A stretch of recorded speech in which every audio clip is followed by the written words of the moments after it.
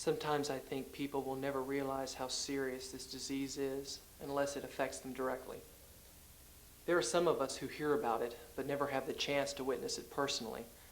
Unfortunately, there's a time coming in the not-so-distant future when we are all going to become exposed to this horror in one form or another, whether it is us ourselves or someone we love.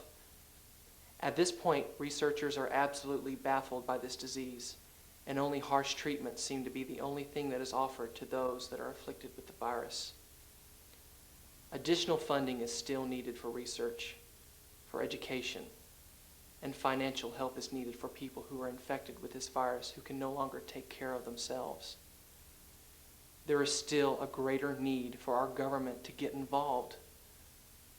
It seems the virus isn't being taken very seriously by many of us.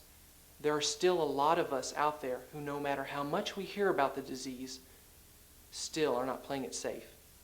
Do you know it's estimated that over 200,000 teenagers alone within the next year will be exposed to this virus? This virus is even being called the next Black Plague by a lot of doctors and historians, and it's going to get worse. But the worst thing of all comes from ourselves in the form of prejudice. When someone is ill, the last thing they need is to feel prejudice. These people need love, understanding, and assurance. Be brave.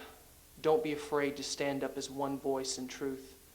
And as the voices ring out together, there will be such an outcry that our public and our communities and our own government will have no other choice but to devise tactics to defeat this killer. The time has come for us to stand up and to address the fear and the ignorance that is associated with this disease. It's time that we stand together against this prejudice. And if we all work together, and if everyone does their part, we can beat this thing.